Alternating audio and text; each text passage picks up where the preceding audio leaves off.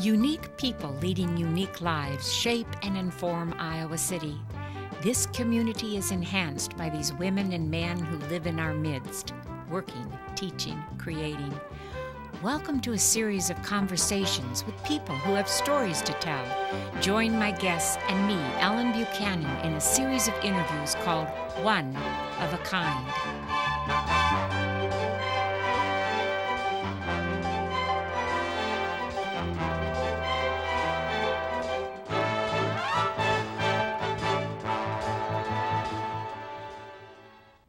My guest, Gert MacQueen, wears many hats: professional nurse, political activist, volunteer, wife, mother, grandmother, avid cyclist, walker, and gardener. Gert has been part of our community for over half a century, moving to Iowa City in 1947 with her husband, Dr. John MacQueen. Gert has worked and witnessed many changes in the local, county, and state political arenas. In the 1950s, she became politically involved when she helped change Iowa City to the manager form of government. She served as a precinct committee woman, county district committee woman for 9 years, and vice chair of the Democratic Party in Iowa for 2 years. She is a Democrat through and through, political to the core, and has given countless hours to the party. After retiring from a nursing career, Gert became an active volunteer. She was one of the first docents at the Hoover Library.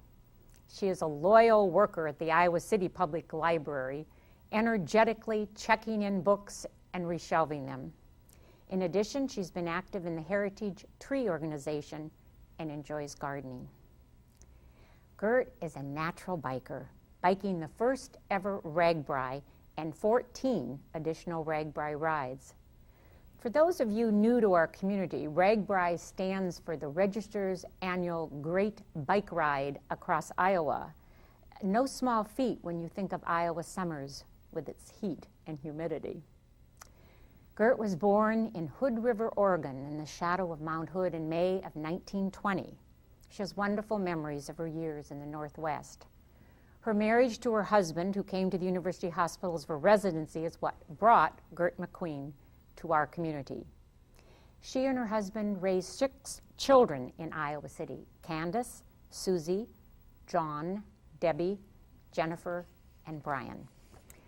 Welcome to One of a Kind. This is going to be lots of fun, and I want to talk at the very beginning about Oregon and your memories of the Pacific Northwest, and I know you loved it out there growing up. And what are some of kind of the important memories of that time in your life? Well, one is that it's a long time ago, because I was 23 years old when I left the Northwest. Up until that period of time, I'd never been off the West Coast, the very farthest West Coast.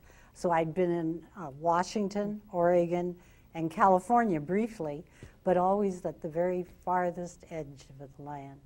And of course, I knew that this was the most wonderful place in the world. And it was in those days. The forests were still there. In my lifetime, the trees are gone. The whole atmosphere of that area has changed completely. So when I go back now, I can enjoy it for what I see, but it has nothing to do with the way it was when I was a child.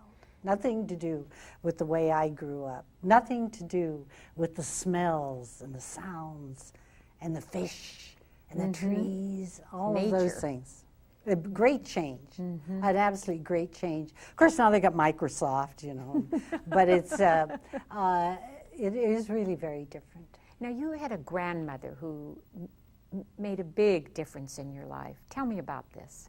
Well, we were, you remember, this was in the early 20s, and my father was sort of a general worker at whatever he could get a job at, and when I was born, he was a foreman of an apple ranch, and which was a delightful thing. And I do have some memories of the smells of apples will bring back memories, which is pretty.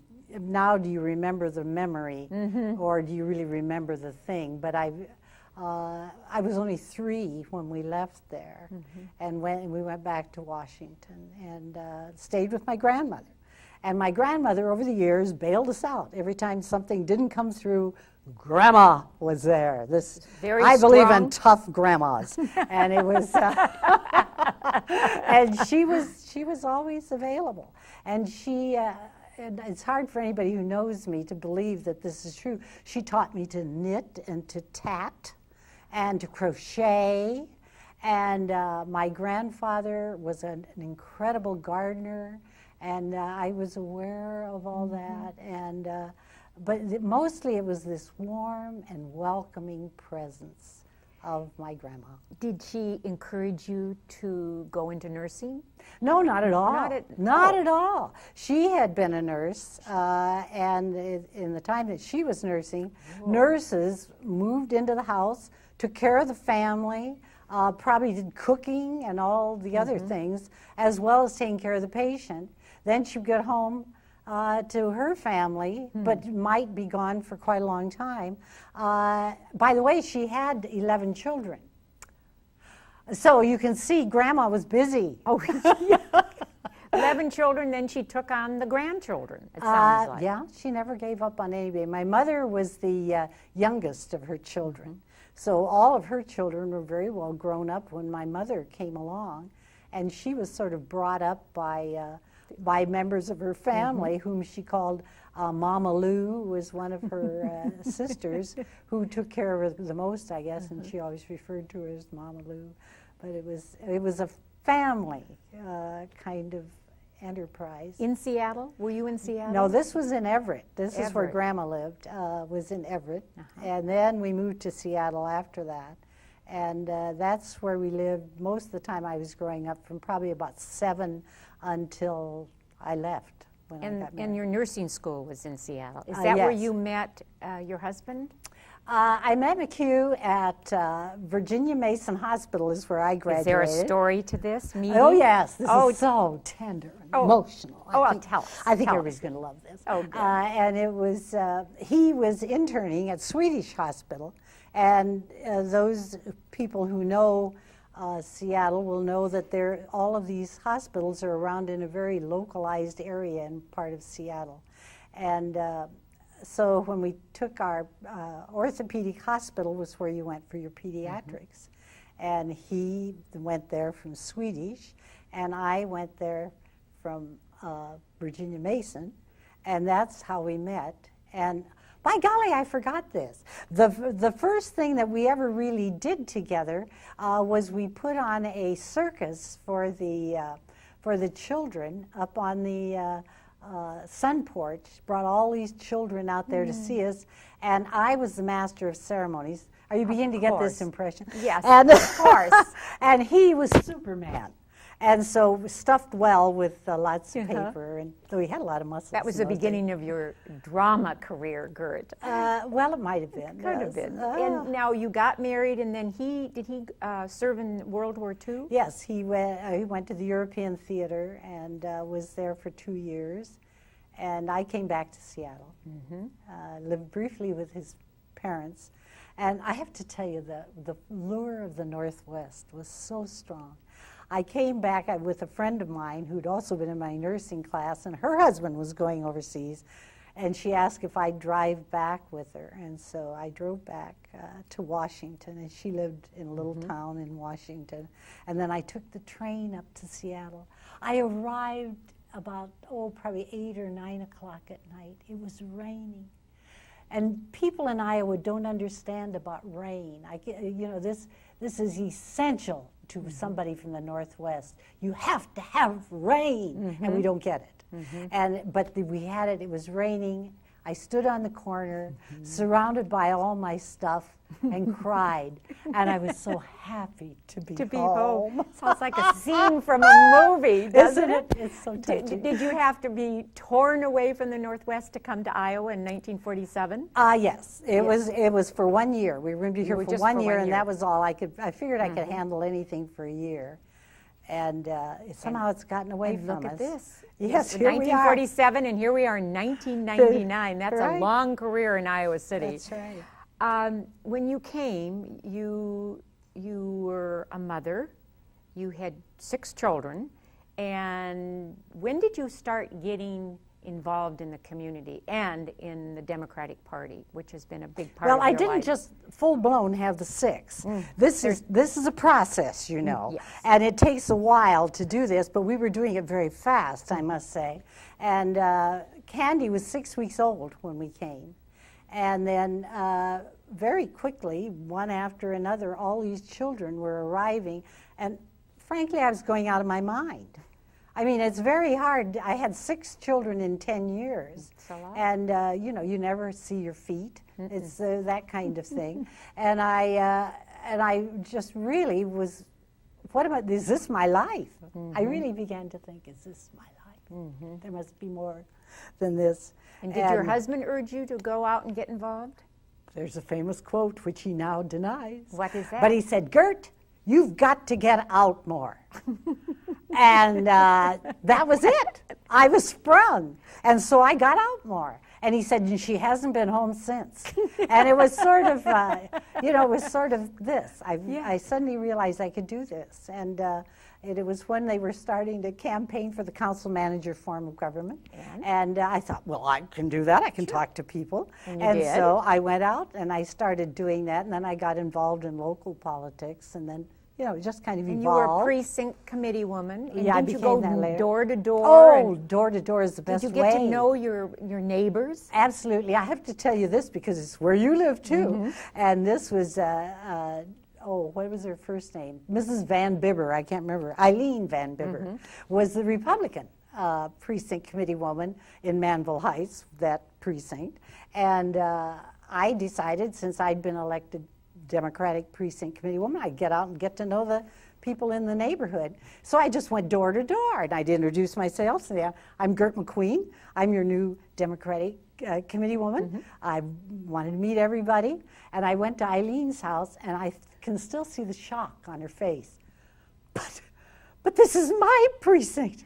And she said, I'm a Republican. And I said, well, that's nice. I said, I'm a Democrat. And the rest, they say, is history. Well, where does this passion come from for politics? It's been a big part of your life. Well, I think it has, largely because I think it's one of the most important things anybody can do. If you're not involved in your government, by gum, somebody else is calling the shots. And you'd better well make as much of an impact on it as you can. And I have very vigorous ideas of what I want the world to be like and what I want my country to be like. And I am not reluctant to speak about those issues. And I think that was one of the ruling passions of my life. Also, I'm sort of a ham. I enjoy being with people. I like to perform, and a crowd turns me on. It always has. And you know, if you can do that, you can talk to people, and they relate to you, and you can make a point that they kind of blows them away. You've got them in your hand. Well, I hope I have, but it was wonderful. You felt the empathy. You could feel the people coming to you. And you went to the Democratic National Convention? Yes, I was there in 1968, and the infamous 1968 when the Chicago destroyed everybody. Mayor Daley, the predecessor of the current Mayor Daley, but it was really an incredible experience, and people were battered and abused, and the demonstrations went on in Grant Park. The hotels were all full of tear gas. Now, the Iowa delegation was up at the Drake. Now, the Drake was uptown. So we weren't where, that's right, it wasn't where anything was happening. But because the convention started at night, you were up until 4 o'clock in the morning, and then what do? Well, we just prowled around and went to all these neat little bars and everything, and talked and talked and talked and talked about what was going to happen on the next day, and it was terribly exciting. But we weren't really abused up there, unless we went downtown. And then all of a sudden, here would come these waves of policemen arm in arm, and they cleared the streets. And if no matter who was on the street, you were cleared. It was didn't very discourage scary. you. It didn't discourage you and want you to get out of politics after this treatment. Oh, in not Chicago. a bit. You came back, and I mean, Gert, how did you do this all? You had 6 children. You were involved in the Democratic Party and doing this, and then you went back to nursing. Well, I decided I told my husband, I said, I think I'm going to go back to work. I said they had the fellow who was the head of the public health department was having trouble getting nurses. This is a seasonal thing. It happens all the time. We're in one phase now, one horrible phase, but all of this is going to change again, and you know, there will be too many nurses or not enough, and it keeps fluctuating. And this was at a party, and he said, what we need to do is bring people back into nursing who've been out for a while. We give them a little, spruce them up and get them back on the floor. And I said, by gum, that's the kind of thing I ought to be doing. And I said, if I go, my friends will go. And it worked that way. And you hadn't been in nursing for about 20 years. 20 years. I'd been out for 20 years. What was the biggest adjustment after 20? I mean, what was there 1 or 2 biggest changes for you as you went back? Well, the first thing was that you were scared to death to be there. You thought, I'm not even going to know what to do here. And then you realize how it all comes back. And I was taught nursing in a hospital that believed that hands-on nursing care was the most important thing you could do, which is not what is taught today.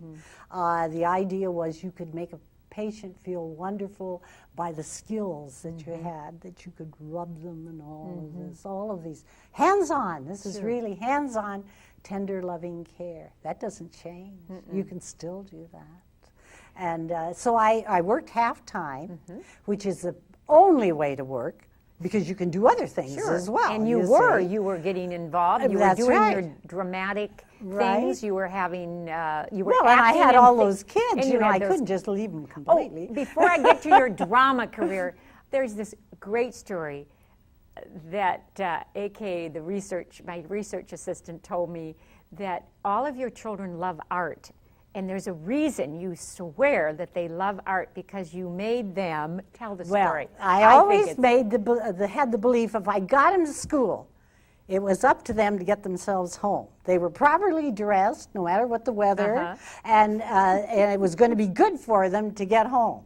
And so they went from Lincoln School to one of them to U High, and one of them to the rest of them to City High. And then finally to West when they split the schools and everything. So Gert would load them up into the car, take off in the morning, and get them over there. Well, then they had to get home. And they used to walk home. And it's quite a far piece over to Lexington. And they would stop off in the art museum to warm up. And so they knew everything that was going on in the art museum. They would tour around and getting their hands warm. Absolutely, and looking at the art. And that was, I complemented that by the fact that I used to rent art from the Des Moines Art Center, and I'd bring home different kinds of art. You know, they knew what collages were, they knew what pastels were, they'd seen all of this stuff. We'd had this all at home on a rotating kind of basis, you know. And there they are in the arts, which is a fascinating kind of way to not be able to make money, but it's a wonderful way to enhance your whole being is to know about the arts. And so did you love acting for community theater? Did you think that was a fun Oh, that was just chapter in your another life? one they talked me into doing, and I went and I played this role, and I had a lot of fun doing it. But community theater takes a lot of concentrated effort. I didn't want to spend that much time with it. I was glad to do. I did a couple plays. I remember John Gerber one time said, "Oh, Gert, you're just playing yourself." So I'd play these parts that were against type. Against type well, a little yeah, bit? but I'd be a flirtatious woman. In those days, it wasn't as inconceivable as it is now. But it was just a part, you know, and it'd be a lot of fun. But I was never an actress like Patty Mott or but you loved it. But yeah. And then you helped, you volunteered at the Hoover Library. You were one of the first docents. Well, this was again because of fortuitous. What happened? Richard Norton Smith came. Marvelous Richard Norton Smith. And if you ever get a chance, interview Richard. And he started this incredible number of exhibits there. And we went out to see the exhibit, and I heard this little blurb on the radio saying, well, we're going to have docents here who do tours. And I thought, I can do that. Does this sound familiar? After a while, I'm just doing it. I can do that. So I did tours at Hoover Library. And the first show that they did was this marvelous one of World War I veterans. And I spent the whole day of the opening of that squeezing old men. This was the most wonderful thing. A lot of them had never talked about their experiences in the war. They came with their families. They came with their grandchildren. And I went around talking to everybody, and I said, has he told you about these things? Someone would say, he never ever talked about it. And here he was saying, this is a so-and-so and this is something, and he would explain this to his family. It was the most touchingly marvelous experience. And along with that, they had the music. And I said, you know, we ought to do something with the music. And so they said, well, you have to talk to Joni. Oh, that's terrible. I know her name as well as my own. It'll come. Anyway, because she does music and plays and this kind of thing. And so Joni and I put together this show, and we sang all the songs of World War I. And Joni was gorgeous in a beautiful gown from the period, and I was the soldier in this faked-up uniform, which I borrowed from various places and whatnot. We had a wonderful time doing that, and we had great shows. They have 250 people in that little thing. Yes. We filled the hall when we did these things. Oh, that was great. That is fun. That was the beginning of the plays that we did out there, and we did a hat show after that. That's right. I read about that. And we did one which was, I don't know what we'd really call it, where we just all did little skits and where I sang songs. I'm really not a singer, you know, but I sang. But you're natural on the stage. You are. And it was just absolutely marvelous. We just had a wonderful time. And I know, speaking of volunteer work, the public library is very pleased with all of your volunteering here of reshelving books. You've picked something kind of physical. Well, I did it because it was exercise. Right. I thought, well, you know, I need the exercise. And also because a friend of mine had said she was going to volunteer down here. And I said, well, great. I'll come down too. I'll do it. And Virginia quit quite a long time ago. But you're up there. And I just keep hanging around. I think I'm the oldest person who volunteers. No, I don't think so. I think I am. But it's pretty darn close. But this whole physical thing, that's another part of your story. Look at you. I see you walk twice a day. Your dog can't even keep up with you, and you've been on, as I said in my introduction, 14 RAGBRAIs. Now, let me ask you, when you signed up for the first one, I remember the first ever RAGBRAI. Did your friends encourage you, or did they think you were a bit daft? Oh, no, it didn't have anything to do with my friends. This was, my kids gave me a new bike. And I had this wonderful new bike. I'd taught them all to ride on various old creepy things that had still hanging around, you know. So I was riding this old 3-speed. My favorite story about my riding the 3-speed is I had gone to Randall's, which used to be out there, a neighborhood grocery. Don't have them anymore. And I rode out there, and I came back, and I fell off the bike. And then I laughed because I was thinking what I was wearing. I was wearing a rather nice little dress and high-heeled shoes with wraparound ties around my ankle. On a bike? And I fell off the bike and landed on my knees. And of course, the traffic wasn't as heavy on Park Road then as it is now. But everybody thought, you know, so I got up and trundled back up, pushing the bike and carrying the groceries. And anyway, for my birthday then, the kids gave me this bike. And I didn't go on the first drag break. Oh, you didn't go on Only the 150 people went on that one. But Donald Call wrote that marvelous column about Clarence Pickard, who was the man who was the star of the whole thing. And of course, everybody thought, oh, if he can in fact, I accused Donald of having made this up because there was no way that you could have done that, could have publicized this so wonderfully. And I only knew one person who was actually on that. He was one of the fellows who was a resident at the hospital. He said it cured me of ever even riding a bike again, because it was a hellish ride across. Well, they got into trouble everywhere and all of this kind of thing. So I went on the second one. Oh, the second one. And there were 2,000 of us, and we were all ready to be led. We were going to be led by Karras and Call, who were the ultimate bike riders. And it was absolutely marvelous. And I should have brought some of the pictures. In fact, I think they're in there. If Todd's got them, there's one where there are little red flags up on the bottom. Yes. And on the back of the bike. Now, the idea was that we'd be visible. Sure. Well, also, if you've got 2,000 people riding along with all those dopey flags going like this, they're poking people in the eye. So about the second or third day, the flags were gone. But the bike ride rolled on. And everybody was riding old bikes. I had a brand new one. But everybody was riding whatever had been there. And it was farm families. It was kids. Now it's pretty much 35 super shape people who come from all over the world, really, to ride on the bike ride. I recommend it highly to everyone. Everyone out there, ride a bike. It's just this incredible experience. And you dipped your tires in the Mississippi. Yeah, you start in the Missouri. You're supposed to dip in the Missouri, and then at the end, you're supposed to dip in the Mississippi. 14 of them. I think it's just amazing. What is your secret? You are so alive and so vital. And do you ever think about age? Well, yes, because one of my friends said to me, Gert, you're about to have the big 8-0. And I looked at him and I thought, well, I wasn't quite sure what he meant. And then I thought, well, yes, he's right, I am. And then, which I thought was hysterically funny. I really ought to calm down and wear tight stockings and things like wear that. Purple, like they said. Wear purple. When I'm old, I'll wear purple. Do you think much about age?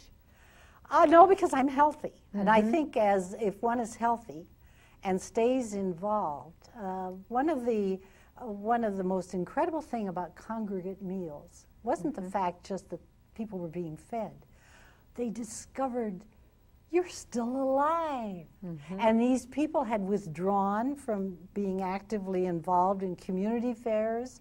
Their friends were dying around them, and so they were tending to stay home and not see people.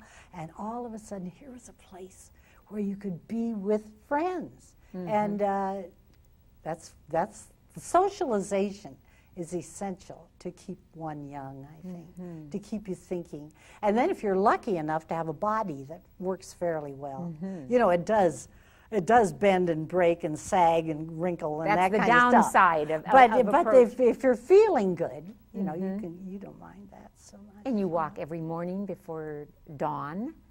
And yes, every late afternoon. Dawn is getting very late. And you love to garden. Now you're having some Oh, this time. is my latest. Yes, I know. am now your next becoming phase a of your gardener. life. Absolutely. And I really had a wonderful time this summer gardening. And I got wonderful. an enormous yard, much too much to do, but I'm really beginning to whip it into shape. Oh, good. So And do you it's have pretty time to travel? I know you love to travel, Well, too. when McHugh retired, Which was how long ago? Well, when he became whatever he became. I can't remember. At any rate, it's about 13. I retired 13 years ago, so it was sometime around in that. And everybody said, well, what are you going to do now? In the first place, he doesn't retire. This is not, McHugh is a worker, and he is going to be involved in some academic enterprise. He's now at the law school, no longer at the College of Medicine, but he's at the law school, and he's still doing, he's now doing a survey of what is happening to medicine with HMOs. And this is coming out. There's a book underway on this one. And so this is deep research. And he's the kind of a person who works. This is his idea of fun. So when everybody'd say, well, what are you going to do now that he's retired? And I said, we're going to travel. And then that didn't seem to hit him. And so I said, we're going to Africa. And that brought a spark to his eye. Well, no, he was really sort of shocked. But I was telling everybody, and then people were asking him, well, what are you going to Africa?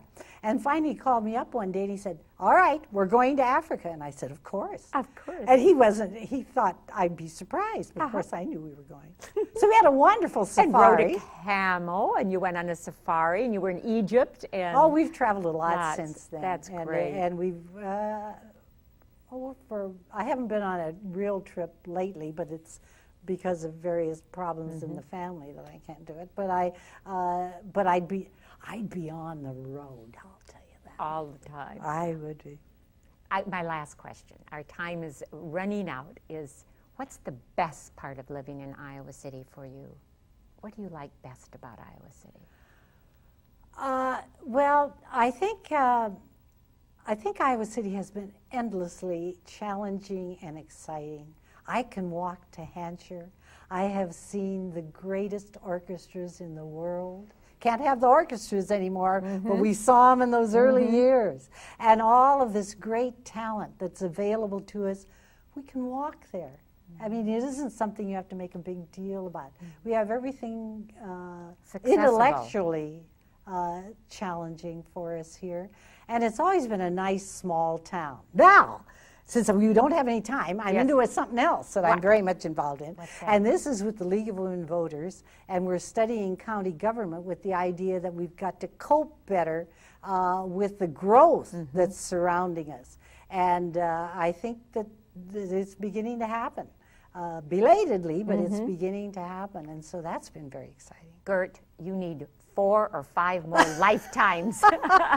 You are amazing, amazing woman. And thank you. You're a role model for many, many women I know. And thanks for being my guest. Well, how nice of you to ask me. Thank you.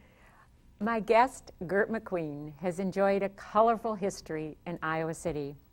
For over 50 years, she's been involved in a myriad of pursuits: a career in nursing, a volunteer with the Democratic Party, Iowa City Public Library, Hoover, Heritage Tree Organization, League of Women Voters. She's a wife, mother, grandmother, biker. Great-grandmother, walker, and gardener. Words used to describe Gert are enthusiastic, spirited, dramatic, intelligent, and politico to the core.